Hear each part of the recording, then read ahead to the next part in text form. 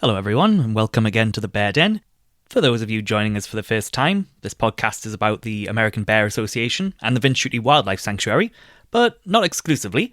We'll talk about just about anything to do with bears and wildlife.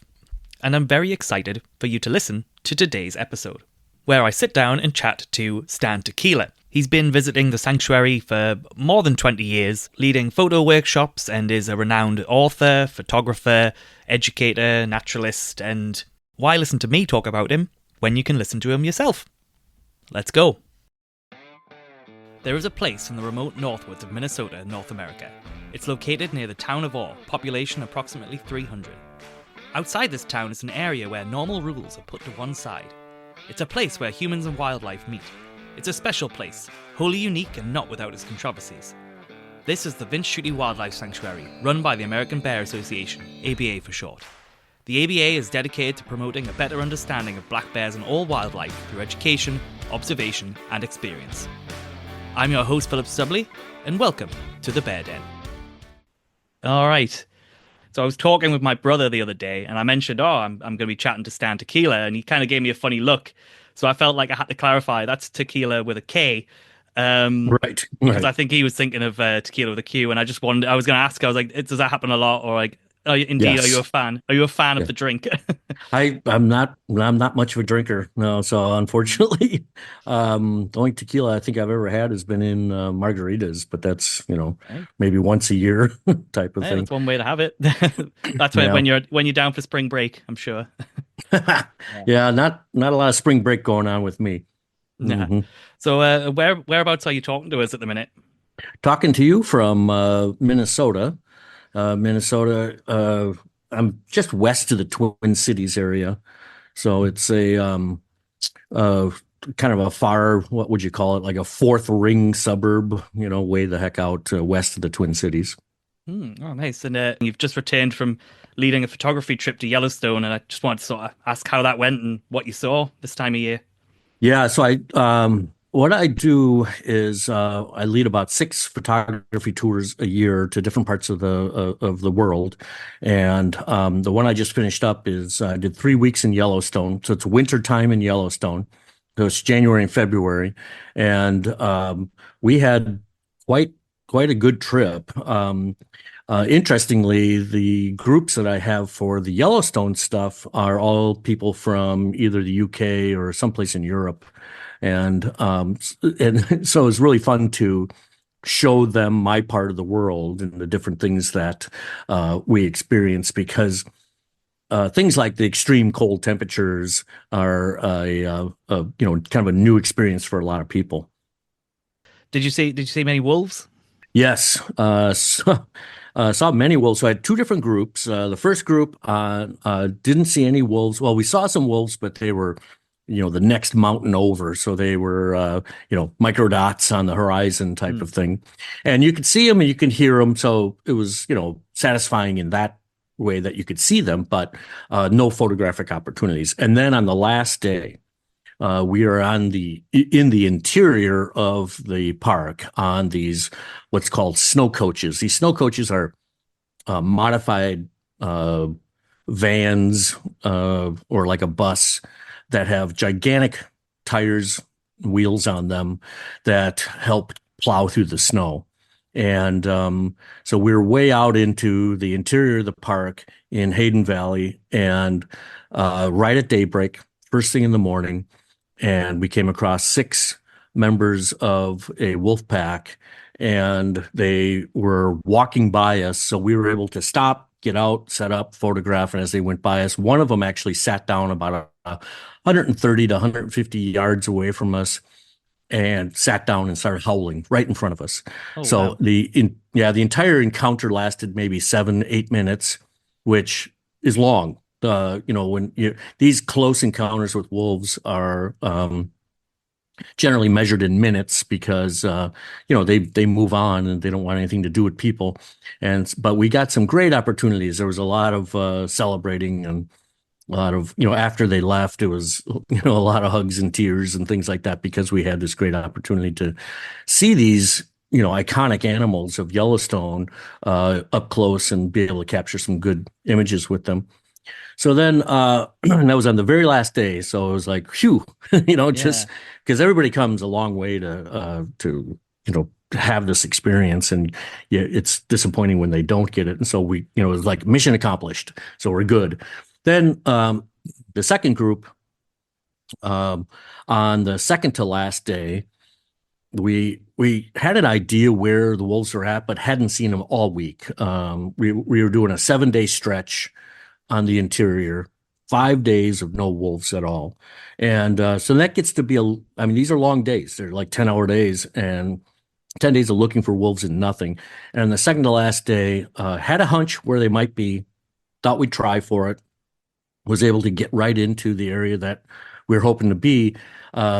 And right away in the morning, it was 8:15 in the morning, came across about 20 of the wolves in a area they call the Biscuit Basin, and it is where a lot of geothermal activity goes on. So there's steam and smoke and boiling water and all that stuff. Hmm. And there's a herd of bison there, and the wolves were Oh, hunting the wow. bison.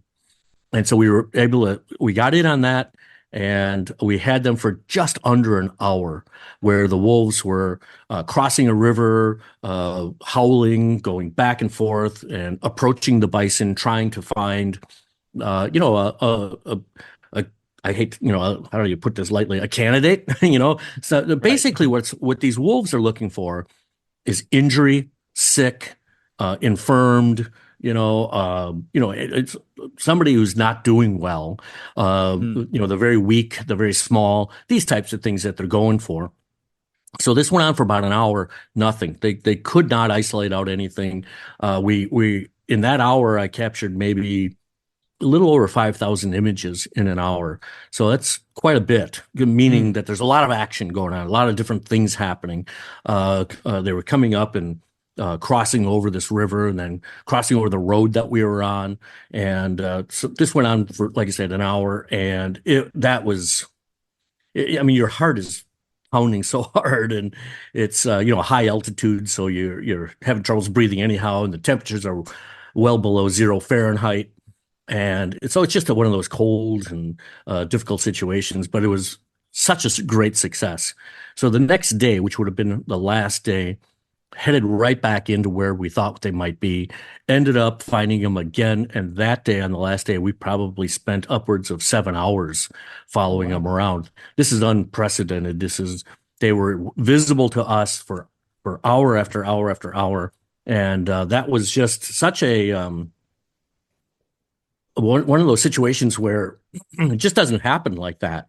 And we again were able to capture them in a big group together as they were greeting each other.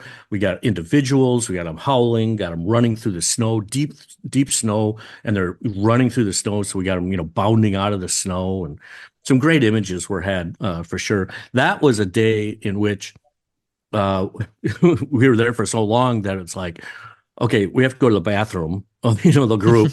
So it's Yeah. like we have to load up in a snow coach, leave the wolves, go find a bathroom, and then come back to them. And at the end of the day, about 4 o'clock, because we have to get out because it's getting dark, we had to leave the wolves behind. I mean, that just doesn't ever happen. So it was an Yeah. Wow.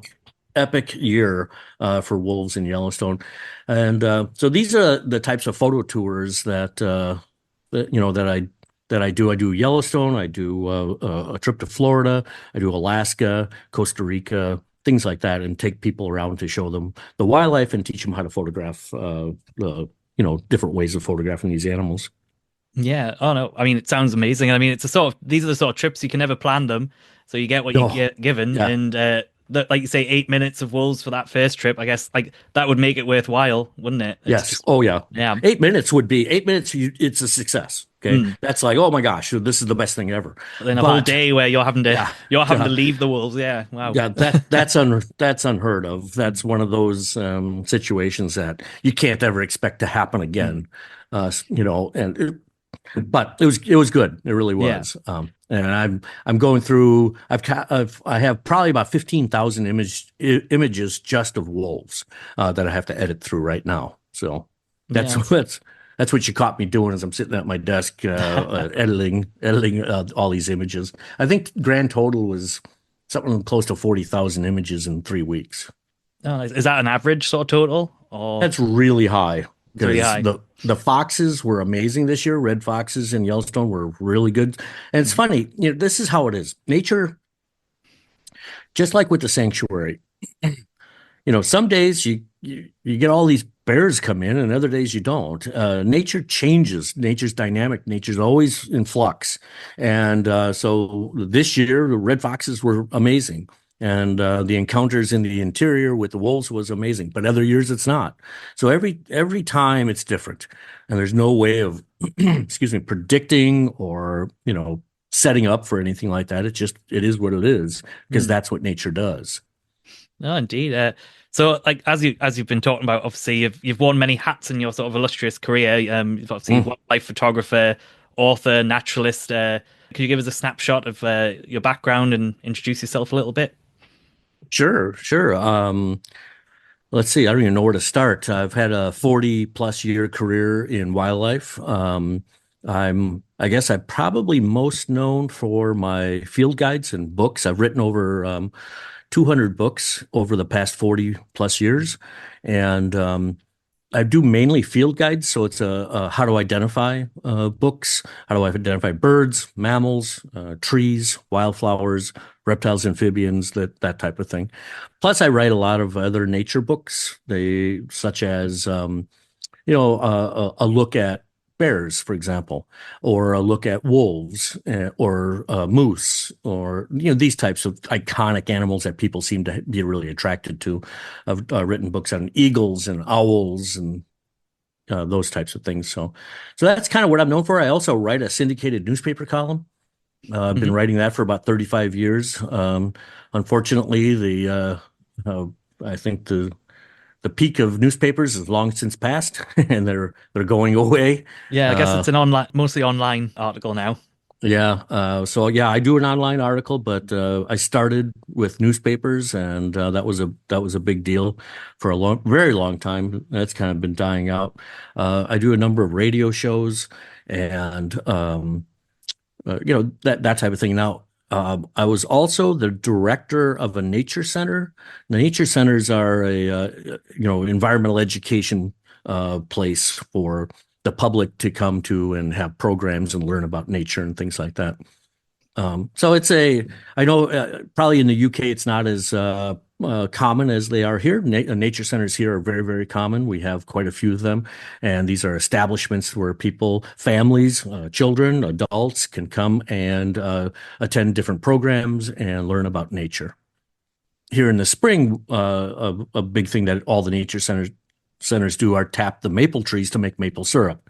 And so you learn Oh, about that. So families can come and learn about maple syrup, or maybe astronomy, or maybe learning about the stars and things, or it could be a birding trip. It could be anything like that. These are educational facilities, oftentimes run by government agencies who provide public programs. So they're really a great resource for people to be able to get to. so yeah, like how exactly did you get into photography initially? Was there a certain moment that happened, or just a gradual thing? Or Yeah, photography for me is kind of a what is it? A tool, a tool for trying to accomplish what I want to accomplish. So early on, I can't remember a time in which I wasn't fascinated by nature. So even as a young boy, 10, 12 years old, nature is what I was interested in, period. I was interested in the science of nature. And it's always been something I thought that I wanted to have in my life. And even as a young, even in my teens, I was um, writing nature books. So basically, what I was doing was taking my school books, taking a 3-ring binder and writing in them. And then I was trying to draw the things in nature that I was seeing, like tracks or a feather or whatever it may be. And I was trying to draw those things in there because I knew I wanted to write nature books, but I knew in order to write books, you really had to be smart. And I knew I wasn't that smart. So I was like, I'll just do this for myself. And then later on, when the drawing became, it wasn't a passion of mine. I was just like, I was just drawing it just to illustrate it. And then I really wanted to illustrate some other things. And so I started picking up a camera and just taking pictures of the things I wanted to write about. And I took those pictures, and this is obviously, a long, long time ago. And I would take those pictures and glue them, a print, and glue them into the book or tape Hmm. them into this book that I would write about. And that's kind of started the whole thing. And then um, lo and behold, about over 35 years ago, I uh, I, I met a couple who was starting a new publishing company called Adventure Publications, and they were here in Minnesota, where I'm located. And they were good enough to take me on and take a chance on me and have me be one of their very first authors in their new company. And I was thrilled. And I got to realize my lifelong dream of writing my first nature book. And then uh, nobody said stop. So I just kept going. Oh, and wow, nice. yeah, and here we are, you know, 40 years later and 200 plus books later, and Mm. I'm still doing it and still enjoying the heck out of it. And so the photography really, to get back to your original question, the photography was really something that was when the books started to really go, I thought I really need to up my game with the photography to be able to provide the images for these books and be able to illustrate the things I wanted to illustrate. And that's what I ended up doing. Started out obviously with slide film, and I was originally with a Minolta camera that I had purchased used. And on a little side note, it's kind of funny. Um, I recently got my publisher asked me to redo a book that I did. I think it was the second book I ever did. So it's close to 40 years old. And they gave me the text and they said, we want you to redo this text, rewrite it, redo this whole thing, make it more regionalized, add this in, add that in, all these things. And they had all these just, directions that they wanted me to do. And I was going through the book, 76,000 words. So it's a fair amount of, Hmm. and I'm going through it and I'm reading and I'm correcting and all, and I'm noticing, I'm like, wow, man, there's so many typos here. I kept looking at it going, look at this typo. There's another one here, and I was just didn't dawn on me. I was about halfway through the book when I went, oh my gosh, I know why there's so many typos in this book. I wrote it on a typewriter. It was all pre-computer time. All right. So I wrote the entire book on a typewriter on paper and turned in that paper to the publisher, who then transcribed it into their system so that they could publish it. Hmm. And so it was kind of a aha moment, that uh, you know, there was no spell check or anything like that. And I basically wore out my dictionary looking up how to spell words and things like that when I was writing these books. Hmm. And it kind of took me down a road of memory lane, because you think about that, it was so different when I did that. I think I did my first 4 or 5 books on a typewriter. And then that's when computers started first coming about and being Hmm. commercially available for the average person, the consumer, to pick one up. So anyhow, so that was just one of those funny No, it's fine. things. I was It's going like, to ask, have you still got the typewriter? Oh. I don't. I wish I did. I do have a lot of things from the original books and all that. Like I have those pages that I used to write in and glue the Hmm. pictures into. I still have all that stuff. But yeah, the typewriter, I quickly adapted to computers. And it was a fun thing to of kind of evolve with it. So I remember when I first got my first computer, my brother told me, gotta go out and get this computer, whatever the heck it was. I don't remember now. And I went out and got it, and I brought it home. I set it up. I turned it on, and the thing made all these noises and things. And then it was a gray screen in the top left corner. It said C:\\. And I was like, now what? What do I, what do I do? So I called up my brother and said, what do I do? He goes, type in this command. And he told me something to type in, and I typed it in, and something happened. I'm like, how the heck am I supposed to know what these commands are, and how am I supposed to do this? And so I struggled with DOS for a while, and then after that, Windows came out, and then when Windows came out, then it was like, okay, now I think I can handle this, and so Mhm. since then I've kind of kept up with it, and I remember a couple of times early on, I finished up a book and having to get my publisher uh, to I wanted to get the book to them, that the file to them. And so we had to wait till the end of the day, the end of the work day. And at the end of the work day, because the phone lines would be cleared then, I called her up and said, are you ready? And she's like, yep, I'm all ready. So I hang up. My computer calls her computer, and then they would connect. And then I transferred the file over to her computer, and she received the file, and then it was done and hung up, and I called her back up. I remember like it was yesterday, and I called her up and said, did you get it? And she's like, I got it. And we couldn't believe it. How amazing this was that we were able to transfer a whole book over by having my computer call her computer, and so of course nowadays, with all the stuff we do, there's no barriers now to being able to I mean, look at us right now with this. Well, of course, yes. Yeah, I know. Cross oceans, no Cross issue. ocean. I know. It's I didn't even have amazing. to unplug my phone to do it. So, Yep, exactly. yeah. I know. So it's been fun to see those changes, and it really has been. And I still love it. I still run to technology. I still enjoy the heck out of it. I embrace all the technology that I can. I get the latest, greatest computers, or excuse me, cameras. I get the best cameras, and I learn all the advanced features. And holy mackerel, has photography changed over the years? Amazing advances from the days when we had, film canisters, 36 exposures. I always shot Fujichrome, which was a 200 ASA. And if you were lucky, you could push it one stop and get 400, we call it ISO now. Yeah. And nowadays shooting 400 ISO is like, I mean, you'd hardly ever do it. I mean, because a lot of times you're shooting in very low light situations. And I remember plenty of times where photographing even black bears where you couldn't photograph because it was just too dark, And these days with 12,000 ISO, you have no problems photographing those types of things. So the photography business has changed absolutely dramatically over the years too. Yeah, yeah. Well, I was going to say on that note, like, what sort of pro tips would you give to someone just sort of starting out, like the essential piece of kit one shouldn't, be without? That's an interesting one because what it boils down to, Philip, it's money. It's what you can afford. Yeah. That's the bottom line because the equipment these days is so darn good. It is um,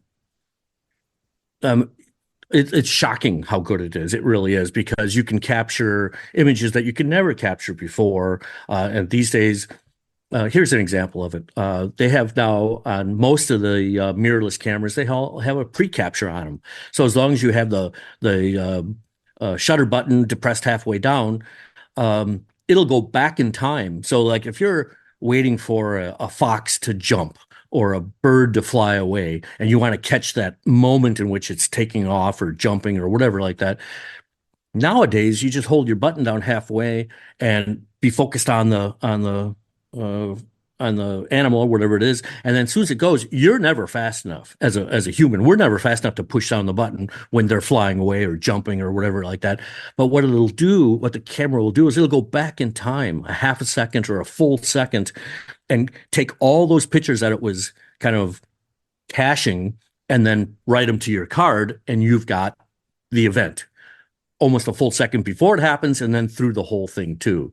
So the photography, yeah, I know, right, right. It's truly amazing. They even do that on the video side. So on the video side, you can do that where it'll pre-capture like 4 to 6 seconds of video before you actually hit the record button. And I do a lot of audio recordings. So that's one of the things I'm kind of known for is I spend a lot of time doing nature sounds and animal sounds, birds and things like that. And we've had the pre-recording in audio for quite a long time, but it's taken a long time to finally hit video, and now it's hitting still images. And so the advancement in these cameras is absolutely amazing. So really that the essential thing that to have in your kit to answer your question is whatever it is you can afford. That's the bottom line there, because it doesn't seem like there's any limit anymore. There's nothing, the camera equipment and all that is not holding you back at all. What's holding you back is your finances. No, fair. I mean, yeah, I see what you're saying because I think my first camera I bought was like it was one of these Nikon mhm, 330s or whatever. I yeah, I know basically it. found it online. So like that seems like, a beginner camera. Went straight to eBay, found a used one, bought Hmm. that. Hmm. And then from my perspective, it was a bit like it's more about the lens than the actual body. Hmm. Again, I found a couple of good lenses, and I'm no professional or anything, but I think I'll take a good photo here and there. Hmm. Hmm. And that's what it is too. These Mm. days, there's no barriers to taking great images. It used to be there was a handful of people who really had that ability to take some great images because the equipment was very limiting, and it was just a difficult process. I half jokingly, but kind of seriously say, in the film days, you actually had to know what you were doing. You in order for it Hmm. to actually work, for you to get a good image, you actually had to know what you were doing. You had to understand all the principles of photography. Now with the digital, and especially with the mirrorless and things like that, you get that instant feedback. And when you look through a mirrorless lens or look through a mirrorless, excuse me, viewfinder, you see what you're going to get. So if your settings are off, you'll see that your settings are off. And so there's almost no excuse for having a bad image these days, because of that advancement. Whereas, when I first started out doing this in the film days, you didn't know what you got until you shot it. You paid for the film and then you shot it. And then you had to bring the film in, or in my case, I always had to mail it in. And then they would mail it back to you. And a week later, you'd open it up and you'd see what you did or didn't do right. There wasn't any of that instant feedback. You had no idea what was happening with it. You couldn't see what you were doing. You had to know it. You had to know Yeah. what you were doing, and that was the big difference there. That's really interesting hearing your thoughts on that. I suppose actually moving on to the sanctuary, I feel like I should probably ask you Sorry. about that. No, Yeah. no, it's really interesting just hearing you talk away. Uh-huh. So obviously you've been coming to the Vince Shute Wildlife Sanctuary, running photography tours for quite some time now. I just wanted to sort of Mhm. know how and when you actually first came across the sanctuary, and what keeps bringing you back. Yeah, I think it was the summer of 1999. Hmm. Still shooting film at that time, and was working on some books on bears, and discovered the place and went. A good friend of mine, Dudley Edmondson, and I went together, and we went there specifically to photograph bears. I was working on a field guide on the mammals, and I needed some very specific types of images. And so the access to the bears was what I was really looking for. And so that was kind of the first time there. And I think I've been there almost every single year since then. And some years I'm there 2 and 3 and 4 times a year. So yeah, I have a long history with the place. I remember when it was just a single little deck that everybody would gather on. There was the steps that went up the center of it, and so then we would park kind of like where the staff parks now. The public would park there, and you'd walk across the field and climb up these stairs and then get up onto the deck, and that's how you did your bear observations. So so yeah, I've seen a lot of changes, and then they added on, and they added the gift shop and so on and so forth, and saw all these changes, and over the years, it's been fun to see. It really has been. The growth has been amazing. Oh, that's great. I was going to ask about the changes. Like, what have you liked about the changes you've seen? Indeed, what haven't you liked? Like, I like what is going on now with the current kind of emphasis in education and research. That to me is key to you've got this resource, and to be able to utilize that resource to benefit everybody. Look, I've spent a whole career in environmental education, and it's really something that I think it's a keystone to a lot of different things. And I think that is a good, that's really the key to what the sanctuary does. And I really appreciate that. no, I'm glad to hear it. I also wanted to sort of hear your thoughts on obviously photographing bears at the sanctuary versus like bears in other situations. Or like, I didn't know if you had any particular thoughts on that. The sanctuary is a very unique place that kind of Oh, there's get. no other place like it. I'm just imagining some people might feel like, oh, are you invading the bear's space? So like, Oh, I wouldn't think so at all. I mean, with my experience there, I don't think you're invading any bear's space. They don't, I think the, I think what a lot of people do is they mistakenly um, project their human um, kind of emotions, their sensibilities, their sense of right and wrong, or all those things, and they project it onto the natural world. And I think every time that we as people do that, we're almost always wrong. We just don't get it right. We look at it from a human-centric point of view, and I believe, as a biologist, I believe that's incorrect. I think you need to look at it from a biological point of view and a kind of a natural history point of view.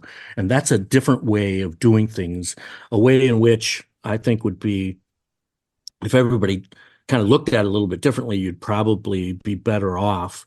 Um, but it's hard if you don't have the training. What do you rely on? You rely on your own experiences. Well, your experiences are human experiences. So what else are you going to rely on? And that's where education would come in. Education of like being a wildlife biologist, understanding these things would be a better way of looking at these things. And that's where somebody like myself with my books or at the Nature Center or whatever, the way I do it, or the radio show or anything like that, I would, uh, refer to that. And I do this a lot, though. I really speak to how people um, try to humanize nature and try to remove themselves from nature. And I think that is some fundamental mistakes that we oftentimes make. Did I yeah, confuse you there? Or no, no, I think I understand what you're saying. Like, yeah, like nature, like it has its own set of rules, doesn't it? And Mhm, we we kind of have to observe and understand that and take it mhm, on its own terms, I guess, in a mhm. way. Yes, Yeah. yeah, absolutely. And as we talk, I'll probably come up with a few more examples of these types of things. But oftentimes, what we'll end up doing is we'll take like what the how we see or how we hear or what we smell or what we taste, and worst off, what we feel emotionally, and we project it onto, say, birds. And when you I always laugh because when you try to project it on birds, I mean, you're jumping across species. I mean, you jump from a mammal, to a bird, whereas I think you'd be a little bit closer projecting those things onto, let's just say, your family dog and or a bear, and you at least you're going mammal to mammal at that point. And so a lot of those things can equate, but we all know that, let's just say, for example, your family dog, its ability to smell is 100 times greater than what you and I can smell. I mean, take, any, drug sniffing dog and their ability. I mean, they have dogs now that can smell cancer within the human body and identify it. I mean, come on, you know, our ability to smell is pretty bad. So whenever we try to project our experiences onto them, again, we're almost, wrong when it comes to those things. And now compare that to a bear who has, I mean, they estimate that the a bear's olfactory is even, however many more times greater than the canids, than the dogs. Uh, Now you're talking about a totally different world.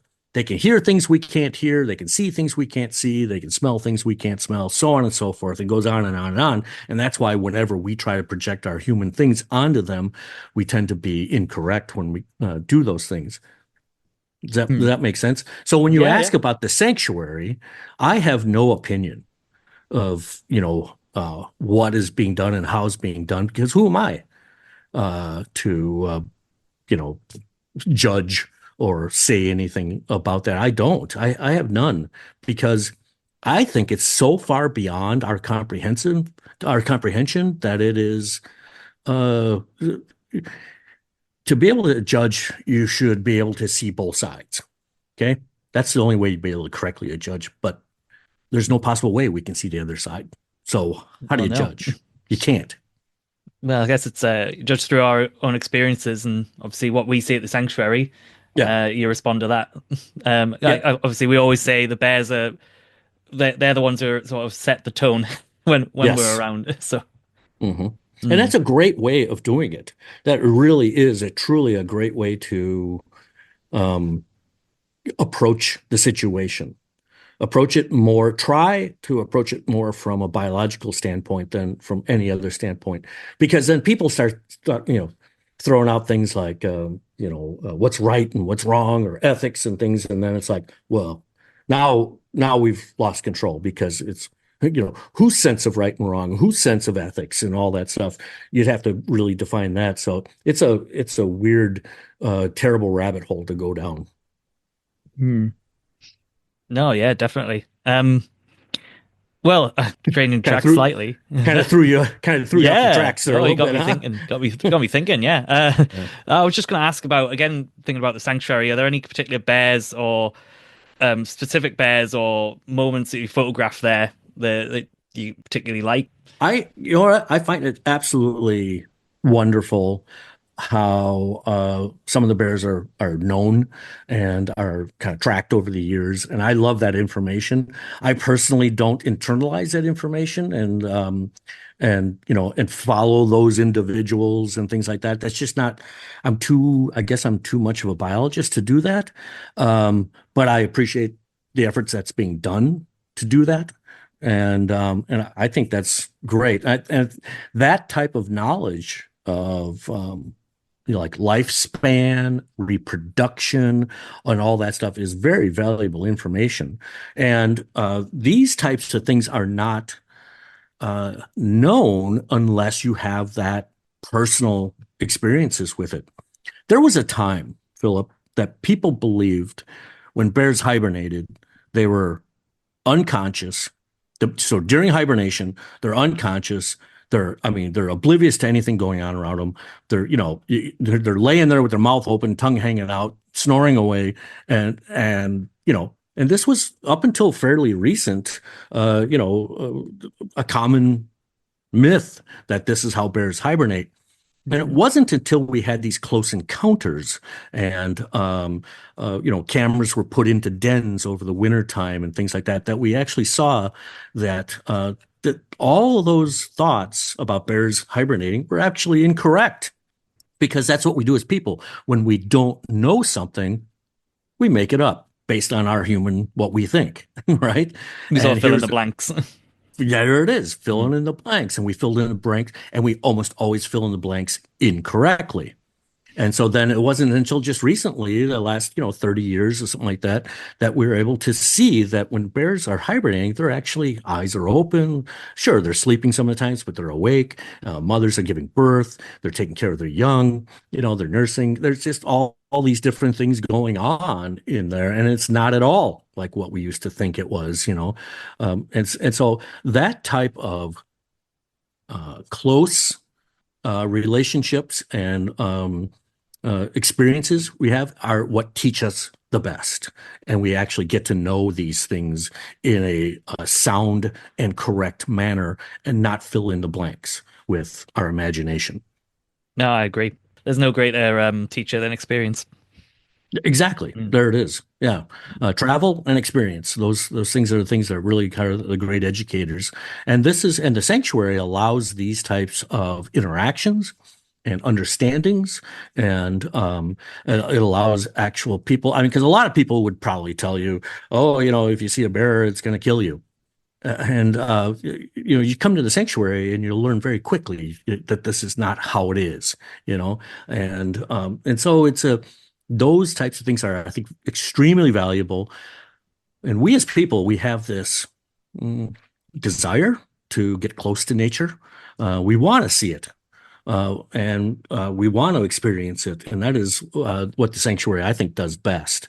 Is it allows these people to be able to come in and see these bears and understand that they're not vicious killers trying to Yeah. rumble across the countryside, taking small children away from their families, that type of Yeah. thing. Well, I was gonna say, once you've seen like certain bears will walk along and they don't want to step in another bear's poop, and you see them if they accidentally do, and they start like doing this little dance and trying to Yes, clean it off, you can't really, you yeah, I like know. they sort of lose their mystique a bit. No, but it Yeah. it kind of makes them alive, Yeah. and No, definitely. because that's another I think mistake that a lot of people do. They think that these animals are automatons, where they you wind them up and they do the same exact behavior over and over again, and it's just very predictable and things like that.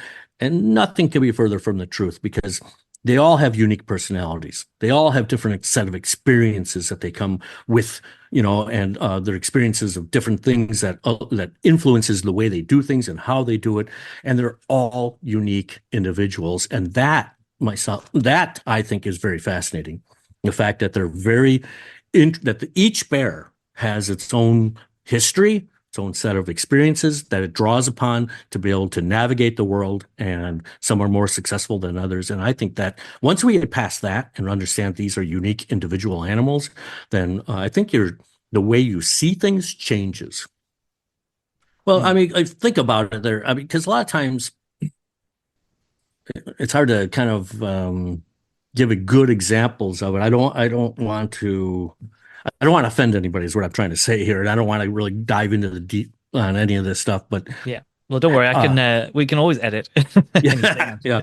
I just don't people need to understand these bears they have two goals, okay? Find enough food to survive, right? And reproduce. That's it. You know, they have a simple life, a very difficult life, a very challenging life, and a life that requires skill and to navigate through all the dangers of the world. When you're a small bear, relying on your mom to get you up a tree to be safe and whatever it may be.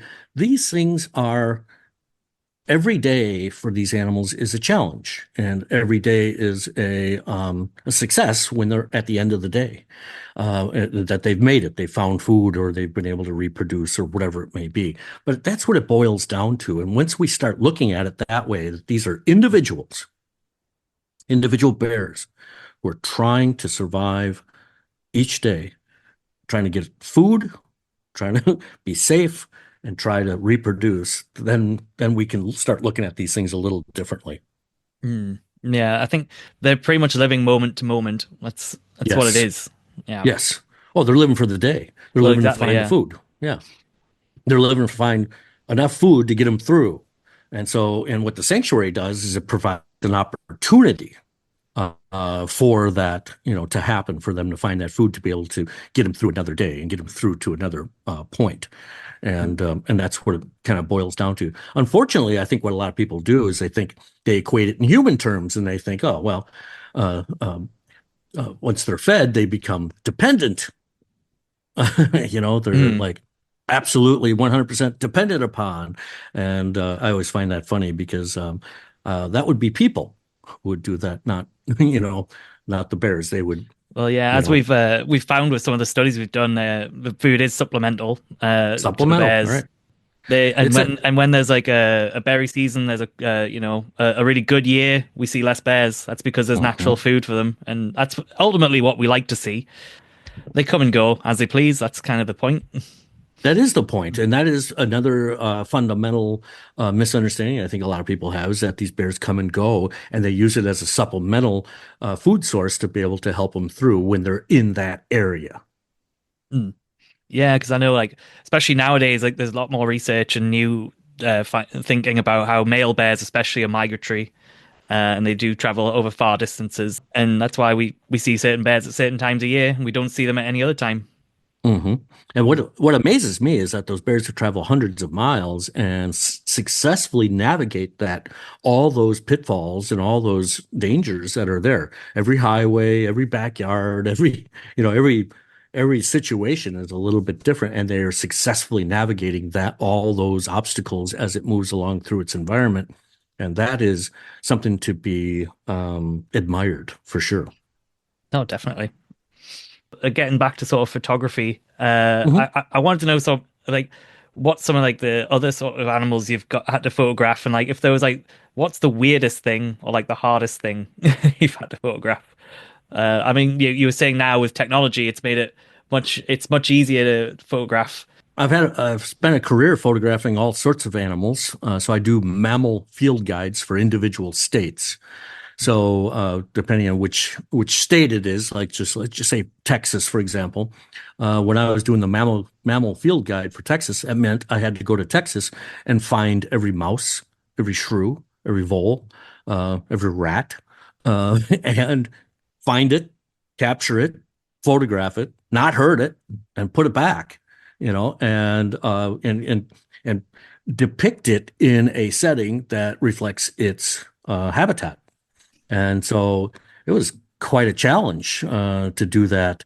Yeah. And yeah, and so and those are very difficult. I mean, these are small little animals who, you're just trying to capture a picture of them, but they don't know that. They're thinking, what the heck's going on here? Hmm. And so being able to capture a picture of them and then to be able to safely return them to right where they were, trapped from and put them back.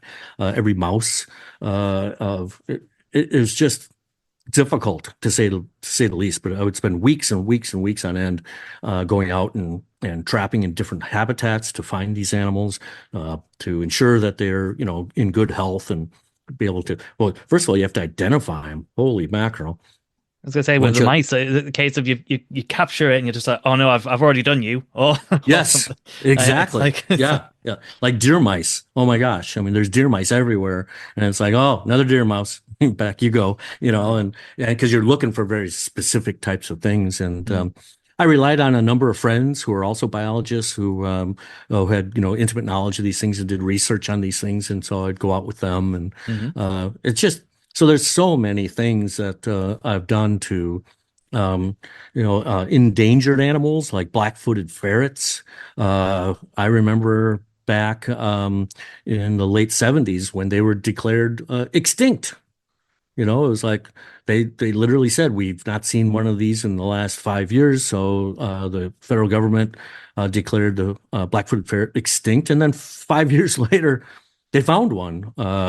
And turns out there was a small colony there, and they weren't extinct. And so it's like, so I had an opportunity to go out and photograph black-footed ferrets. Very difficult situations to do, photograph in the middle of the night because these are nocturnal animals and they're usually down inside underground burrows and things like that. So there's so many different things that I've had to photograph. All the birds, um, wildflowers, trees, all these types of things that Yeah, I've the wildflower is very evasive, I'm sure. yeah, they're finding them. Well, you got to find them during that Yeah. one short window of time in which they're blooming, Mm. and if you guess what, if you miss it next year, you gotta Oh yeah. wait, gotta Yeah. wait Oh, another year, sorry, that deadline's gonna be missed. Yeah, exactly. So So yeah, have you actually managed? Have you done every single state in the US? for birds, I have, yeah, Right. Oh wow. all except for Hawaii. I've not done Hawaii mainly because the publisher doesn't really have much of a distribution system in Hawaii. So I've done all the birds for all the states. I've done mammals for about half the states. Same thing with for the wildflowers and the trees. People really like their trees, and so the native trees, not the cultivars, not the things that are man-made, or bred together. Um, so I've done all those also, and these are the things that people like. They like to understand what's around them. Mhm. That's how I was when I was a kid. For some reason, I had this desire to know what every single plant was that was around me as I was walking down a trail. I had to know what it was. I don't know why. It's just the way I'm wired. And that's what kind of got me going in all this stuff too, is understanding that the mushrooms is another one too. all these types of things I was, I still am. Um, I was asked one time about that, and I came up with this theory. I was a director of a nature center for a long, long time, uh, and I saw it all the time. Children, young children, would come in with absolute utter fascination for nature. They had this curiosity, natural curiosity for what everything was, and they found it all very interesting and very fulfilling. And then around, I don't know, age 10, 12, or 14, people seem to lose it. It seems to go away. And they turn their back on nature and they turn towards the human centric types of things. I never lost it. I held it my whole life. I've had this fascination and appreciation and admiration for nature and wildlife my whole life like that. And then it's funny because around, I don't know, when you're in your 50s and your 60s, all of a sudden it starts coming back. You start going, oh, this nature stuff is interesting. And I've seen it time and time again. The older you are, the more interested you are in these finer points of nature and all that. And so it's kind of I've had a pretty steady, smooth ride, but a lot of people have this kind of, they start out strong, it drops off, then it comes back again. And so I see that time and time again, people kind of reapproaching later on in life to the natural world and what's in it, whether it be bears or wolves or birds or whatever it may be. No, that's great. I mean, for myself, I must have been a bit of a late bloomer because it wasn't really until my mid-20s that I started really getting into nature and wildlife. I basically went and did some volunteer work in Ecuador at a wildlife sanctuary because I kind of thought, oh, this would be fun to do. Thought that'll be it. I'll be kind of done. But of course, Hmm. I guess the genie was out the bottle at that point. Hmm. I Hmm. just found I was like, oh, I want to go do some more. I want to do that. I want to do this. We're all on our own time schedule then, aren't we? Yeah. We're all doing different things at different times that, kind of lead us to where we are in our lives. And we all have to find those types of things. I've been very fortunate to be able to pursue what my interests have always been for a whole career. And it's been wonderful, really has. No, fantastic. So what have you actually got coming up this year? Like you've got several. I know you come to the sanctuary. Well, I've got quite a few photo tours coming up here. I got one for Florida, where that's all birds, a little bit of reptiles in there. And then let's see, I got a trip to Alaska for bald eagles and sea otters. So we'll go out on a boat and photograph these bald eagles and sea otters. The sea otters are wonderful because the females give birth at just about any time of year, so we can always find some that are have young babies that they're carrying around in their bellies, and it's just makes such a cute little picture with them. And then I'll be doing all my normal things throughout the summer. I'll be up at the sanctuary in spring. I got a photo workshop twice a year, once in the spring, once in the fall. So if people are interested, they could go to naturesmart.com and see the listing there under the photo tours. And that's always a great way to learn, your camera and learn what to do and how to do it. You might think, by the way, that just photographing a bear is, oh, it's just there. It's so easy. It's not. It's very difficult. They are so dark and they like absorb so much light that your camera struggles with that. And having the right settings and being able to photograph them in a way in which it kind of really shows them is not easy. It seems a lot easier than it is, but it's not. I've known people who've tried to photograph at the sanctuary and just didn't have the right settings and ended up with no sharp images after a full day of photographing too. So that's what the photo workshops do, is they help you learn more and be more proficient at capturing these types of unique situations of uh, you know these really remarkable animals in natural habitats. it's a great mix as well because you obviously get to see all Yeah, the spring cubs come in, and spring then later cubs. on you get to see them all right during hyperphagia and at the end of Yeah, that. right. Yeah, I'll be Yeah, there also in August for one of the birds and breakfast. So it's something I do is I volunteer my time to come and autograph books. So I just hang out on the deck, and people who come for the birds and breakfast in the morning, I that get to talk to the all of breakfast with the them. bears as well. Oh, is that what it's called? Sure, the I break. can never I remember. know. Don't worry. I was gonna plug that, so you've already done it for me. But Okay. Yeah. Yeah. Yeah. It's Breakfast with the Bears. Is that it? Is that's the that one. how Yeah, it's? Yeah. yeah. So then, oh yeah, I'll be there for that. And like I said, I just volunteer my time. I sign books for people. All the sales of the proceeds go back to the center, which is great. I love to help out in any possible way that I can. So I'll do that in August, and then I'll be back there in September for the fall workshop too. So again, if people are interested in any kind of, black bear photography workshop, go to naturesmart.com and I'll have my dates there. Oh, fantastic. And I'm intrigued now. Are you working on any other books at the minute? Yeah, actually, I've Mhm. got 10 books coming out in spring of 2025. Oh, Well, let's see, it's 8 books, and I wish I don't have it here, darn it all. One of them's a game. It's a card game. I have a very popular children's book that's called Whose Butt, and it's all about animal butts. And this is a card game that goes along with the Whose Butt. So it's like 9 books in one card game or 8 books in two card games. I can't recall right now. That's the problem with working on so much at one time. I start getting it confused. I can't figure it out. uh, So, well, as I which is say, as long as they're typo free, that's what these ones. Yes, yes. Thank goodness for all the technology these days. Uh, but yeah, I'm doing a field guide for the mammals of the Midwest. So this will cover all the mammals in about a 10-state area. I'm doing a mammals for the Northwest, which is like Washington, Oregon, Idaho, Montana, Wyoming, and Alaska. So doing some field guides for them. And I started preliminarily working on a reptile amphibian guide for the Midwest and one for the Southwest. So like Arizona, California, New Mexico, that type of thing. Mhm.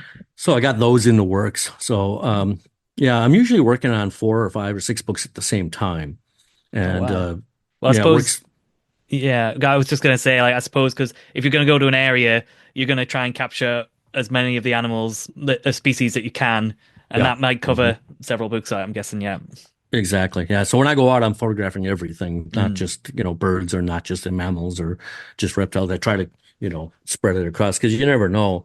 Um, and you never know what's going to happen in the future too. That's one thing I used to be able to think I could predict like what we would need next.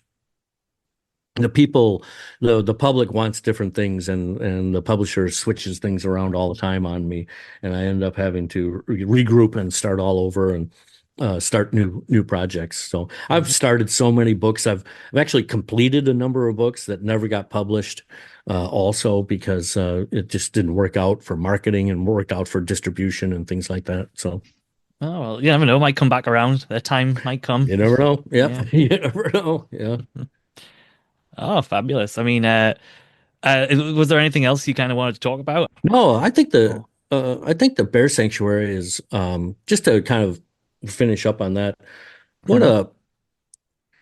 a I think people need to understand how unique, how it is such a gem that a lot of people don't know about, and they should know about it. It's a unique opportunity that you'll find nowhere else in the world, and it's right here in the United States, and not only that's in Minnesota. It's such a great location for that, and it's something that I think we oftentimes don't. Uh, I don't want to I don't want to talk about it in the past tense at all. But if it were to go away, people would it would be it would be really a shame. It would be really a disaster because of the uh, ability to get these close up interactions with the American black bear, which is a unique species just to the Americas, and you're not going to find these types of opportunities just any old place, and it's for that it's worth its weight in gold right there. Yeah, no, thank you. That's great. I mean, like you say, that's the reason I came. I found out about it and went, this sounds pretty. What is this place? I need to see it. Yeah, what is this? Yeah. Yeah, Isn't that funny like how that is? Yeah, you go like, what is this? This is like, what the yeah, heck? Yeah, and you're just sort of like you're always oscillating between, yeah, this place shouldn't really be here, but isn't it great that it is? It's like, there it is. yeah. Hmm. Well, I think it does. It does some very, very important work, and it allows some access and allows some education to the general public that is not reached by any other method. And right there, it's worth it right there. Unfortunately, especially in this country, we don't value our educators and like we should. And this is an educational facility that should be revered and understood by a lot of people that this is a opportunity to be able to get this up close and personal study and observation of bears that you just can't get anywhere else. And so for that alone, it's really a unique and worthy cause for sure. I've been very fortunate to be able to do what I've really wanted to do as far as studying wildlife and pass that information on to other people because that's what it boils down to right there is educating other people. And to me, it seems like you have to do this in a bunch of different ways. People don't learn just one way.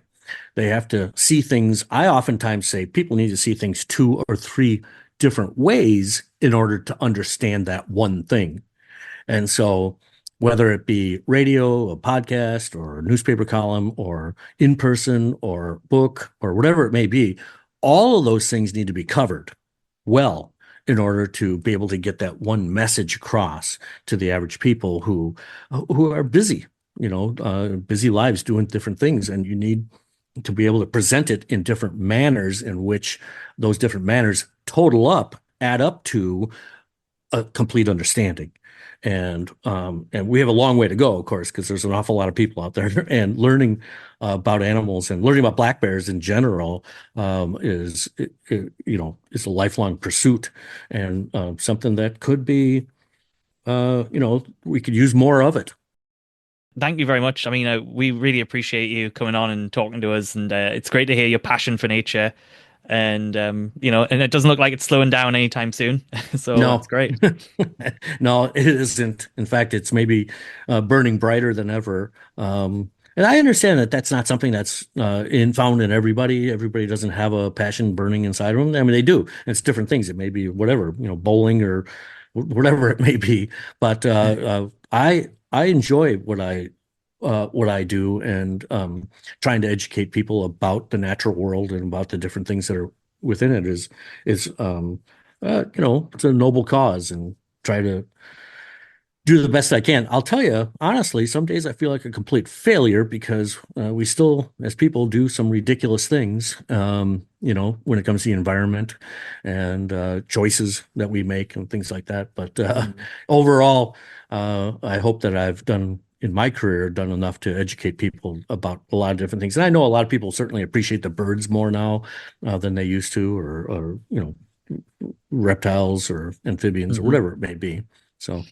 No, I'm very sure. Like it's probably not always obvious, but I'm sure you've made a difference in a lot of people's lives. And when things don't look like they're going very well, that's sort of the time where we need to push Mhm. even more. Interesting, Philip. When I first started doing books, I always knew I wanted to write books. Okay, it was just something I always wanted to do, but I never realized the depth, the reach that these books would have. Never dawned on me, not at all. And it was decades and decades later when people would come to me and say, "Tell me their story of their experience with one of my books or something like that." And so a lot of them are so emotional stories too, that I went, holy mackerel, I just didn't realize how much I could, how much something I just thought was whatever, it's just a book, type of thing, would actually impact people's lives, and never dawned on me at all. And I do understand it now, and I often jokingly say, boy, if I'd known back then, probably would have worked harder on the books or something. It's simply a joke, but it's like, wow, yeah, it's I know there's certain books that really made a difference in my life and things like that. So, well, sure, it makes sense, I guess, but I never thought anything that I would do would make any kind of difference like that. Yeah, well, I suppose it's always something you'll never know until you sort of, once you've done it and then look back on it. That's when you sort Hindsight. Yeah. Oh, thank you once again to Stan Tekiela for that fascinating interview. When I look at one of Stan's field guides in the future, I think I'll appreciate just how much work goes into it. And moving forward into the next episode, we'll be embracing the wildlife part of the Vince Shute Wildlife Sanctuary, where I'm joined by Tom Gable, who is the project team lead on the Voyagers Wolf Project. The Voyagers Wolf Project takes place in Voyagers National Park, which is just about an hour's drive away from the sanctuary. We have had, over the years, wolves passing through and wolf packs on the sanctuary property, so I hope, like me, you're looking forward to hearing more about wolves and the Wolf Project itself. As ever, I hope you've enjoyed the episode. Thanks for listening, and we'll see you next time. The Bear Den, the American Bear Association podcast, was written and presented by me, Philip Stubley. The music was composed by React Music.